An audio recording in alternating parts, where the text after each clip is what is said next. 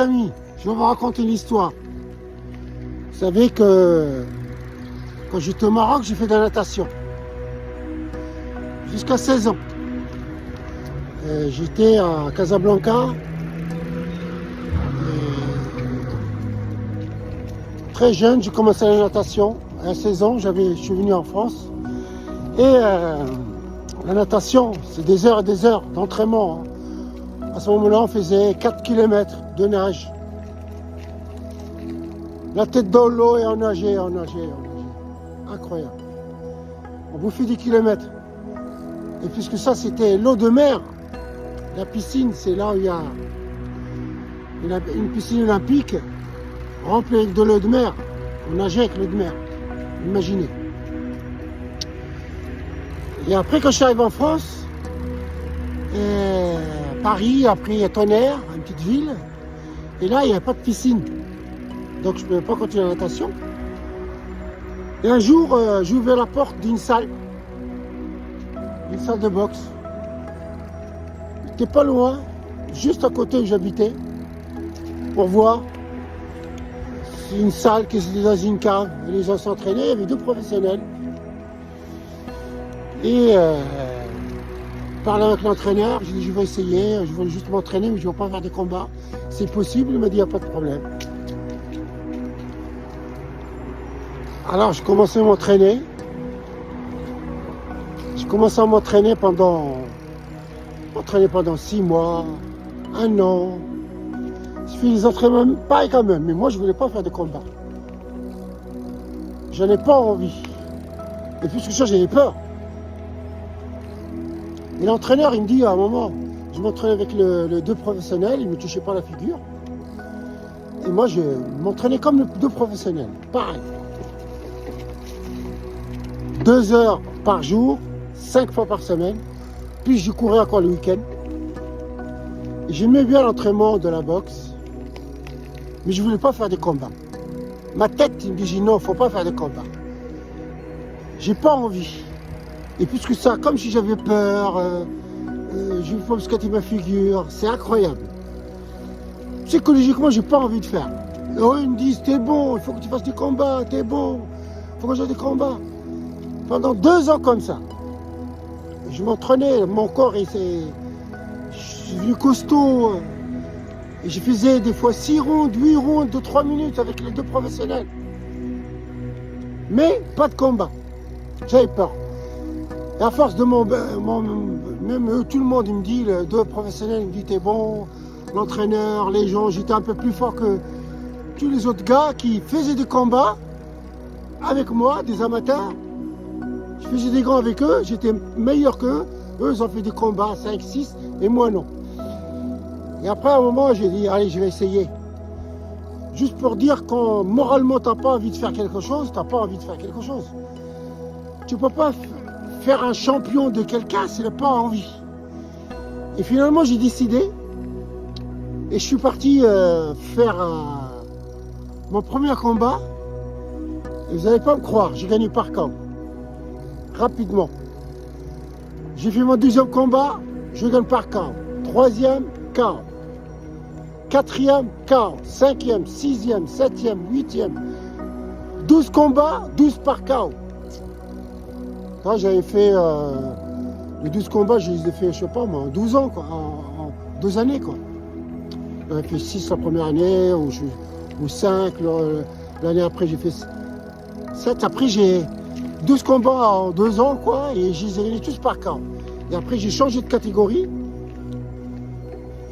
et je commence à rencontrer d'autres beaucoup plus forts, mais j'ai gagné toujours au point, par abandon. Et j'ai perdu qu'une fois et un match nul. Voilà, j'ai fait 30 combats, 28 victoires, une seule défaite et un match nul. Pour vous dire, si tu n'as pas envie de faire quelque chose, même si les autres te disent vas-y, fais-le, il faut que toi, tu le sens. Tu le sens. Et quand tu veux le faire, ça veut dire que tu étais bien entraîné, tu es bien préparé. Et là, tu vas le faire. C'est comme j'ai fait. Et ça, c'est là que dans ma tête, je sais que la préparation mentale, c'est très important. Très, très, très important. Quand tu sais que dans ta tête, tu dis, j'avais décidé de le faire, je dis, ça y est, maintenant je peux, ça y est, je vais le faire, je me suis bien entraîné, ça fait 2 ans, je me sens que je suis fort. Et je disais, bon, moi, je fais bien, j'ai fait des combats avec des professionnels, je suis même meilleur que les gens, des copains qui font des combats, je suis meilleur qu'eux. Donc il n'y a pas de raison, ça va marcher. Et en même temps, j'avais peur quand même. Hein. J'avais peur. Et ben, ça a été. Tu vois, c'est normal que la peur, c'est normal. Et après, j'ai travaillé ça après toute ma vie. Après, quand j'ai fait de la course à pied, quand j'ai fait plusieurs fois le marathon de sable, ben, je faisais la même chose. Je me suis entraîné sérieusement, préparé sérieusement. Et après, je me suis mis ça dans la tête. Je dis maintenant, ça y est, je suis prêt, je peux le faire. Et je suis parti faire le marathon de sable, je l'ai fait 29 fois de suite. Et quand je suis parti faire Casablanca-Pékin, c'est pareil. Je l'ai pensé dans ma tête. J'ai dit peut-être que je savais que ça va être dur, je vais tomber en panne, je vais être tout seul. Et alors, je mets tout de mon côté, tout de mon côté. J'ai fait des préparations, j'ai préparé un vélo spécifique, j'ai fait tout pour que j'ai pas de problème. J'ai préparé le matériel pour le vélo si tombe en panne, médicaments. J'ai regardé l'itinéraire pendant presque 2 ans où je vais passer parce que Pékin c'est loin. Et en même temps, je me suis entraîné beaucoup. Et j'ai pensé dans ma tête. Je me voyais dans le désert de Gobi, en Slovénie, dans la neige, dans la pluie, dans la forêt, tout seul, dormir. Des endroits, il y a des moments que je ne vais pas trouver où je vais dormir, je vais être fatigué, 100 km par jour, loin de la famille, tout ça. Et tout ça, je mets dans la tête tout en m'entraînant tous les jours. Et je suis préparé mentalement. Et après, je suis parti et j'ai réussi. Bon, maintenant, il y en a qui n'arrivent pas à se préparer mentalement tout seul. Alors, il le faut quelqu'un d'autre.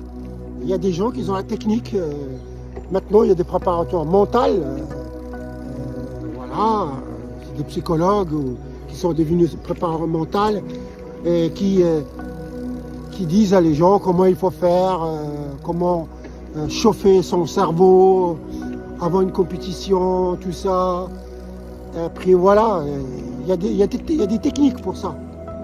Et ben moi, quand je faisais ça, j'avais pas de préparation mentale, mais j'ai fait une étude sur moi tout seul. Et finalement, j'ai réussi. Et si vous êtes comme moi, c'est bien. Mais si des fois, vous pouvez être aidé par un préparateur mental, c'est bien. C'est mieux.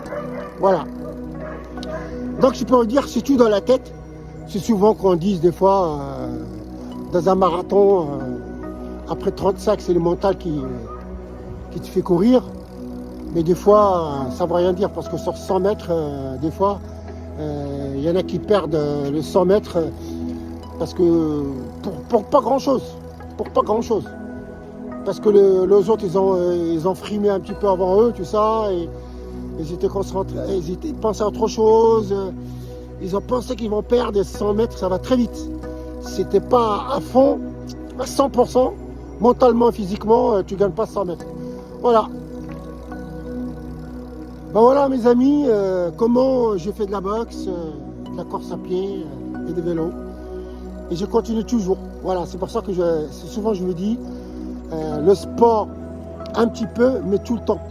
C'est la répétition dans l'entraînement, tout le temps.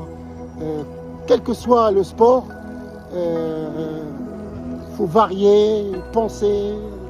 Il y a tout un ensemble. Hein. Il y a tout un ensemble qui fait que tu deviens un sportif bon ou un sportif tout simplement physiquement bien longtemps. Voilà, comme moi. Voilà. Allez, prenez soin de vous et de sport un petit peu, mais tout le temps, Karim.